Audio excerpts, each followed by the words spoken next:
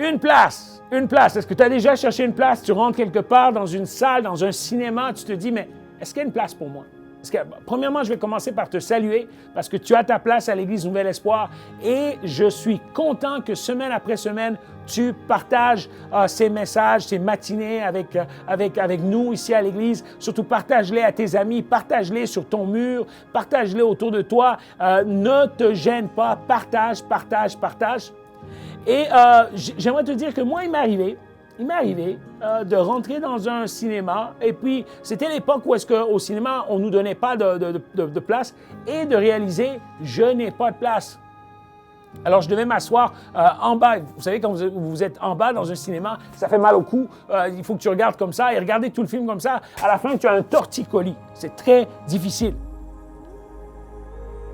Chercher une place. Une place. Peut-être ça t'est arrivé à toi. Est-ce que tu as cherché une place, je ne sais pas, dans une salle de théâtre ou dans une église ou dans une salle de cinéma, comme moi, ou encore dans un avion. En tout cas, quelle que soit la place où est-ce que tu cherches une place, j'aimerais te dire que Jésus cherche une place. Jésus cherche une place. Dans Luc 2, 1, 7, il est écrit qu'en ce temps-là, l'empereur Auguste publie un édit et ordonne le recensement. Il demande qu'il y ait recensement. Et c'est historique parce qu'il y a des gens qui disent, ils doutent de la Bible, ils se disent, est-ce que vraiment c'est fait? C'est un mythe. C'est historique. Dans l'histoire, on voit qu'Auguste a demandé ce recensement. Et les parents de Jésus, pendant que Marie est enceinte, doivent emmener Jésus vers la ville de Bethléem. Ils quittent Nazareth pour aller vers Bethléem et ils s'en vont à Bethléem. Et quand ils arrivent à Bethléem, qu'est-ce qui arrive? Ils cherchent une place. Ils ont le Sauveur du monde avec eux. Parce que c'est cet enfant que Marie détient, nous avons vu à l'Église Nouvel Espoir les semaines dernières, c'est le Sauveur du monde. Il a été annoncé par l'ange Gabriel. Ils ont le Sauveur du monde, mais il n'y a pas de place. Ils frappent aux portes, il n'y a pas de place. Ils vont dans les meilleurs hôtels. Hein? Je sais que le Trump Hotel n'existait pas probablement dans ce temps-là, mais ils vont dans les meilleurs hôtels de ce temps-là, il n'y a pas de place. Ils vont dans des auberges, il n'y a pas de place. Il n'y a pas de place pour eux, pas de place. Et c'est étonnant, c'est un peu paradoxal. Le roi du monde, le propriétaire de la terre, n'a pas de place dans son monde.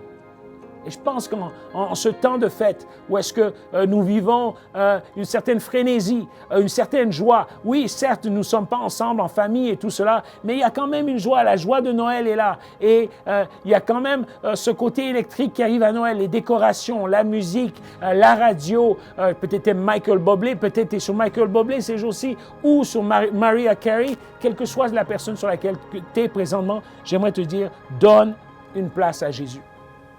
Une place à Jésus. Et donner une place à Jésus, c'est très simple. C'est très simple. Fais de lui une priorité en cette fin d'année. Fais des résolutions pour lui. Si toute cette année, tu n'as rien donné, donne-toi le temps de donner financièrement. Donne une offrande qui va compter pour toi.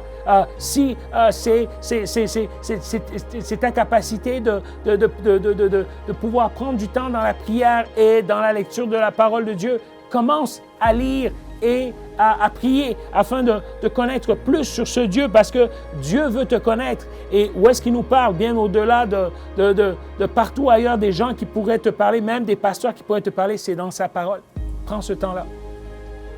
Prends le temps d'aimer. Prends le temps d'encourager. Prends le temps d'écouter. En tout cas, je vais prier pour toi et je vais te laisser la place de réfléchir. Et prends le temps de donner cette place parce que cette réflexion est importante pour toi.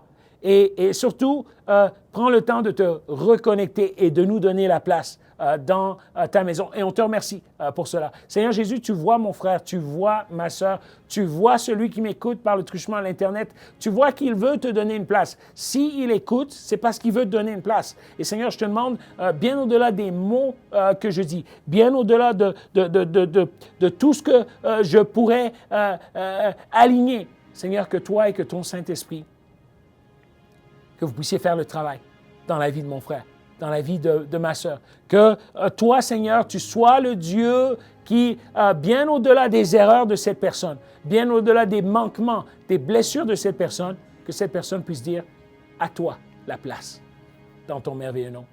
Amen.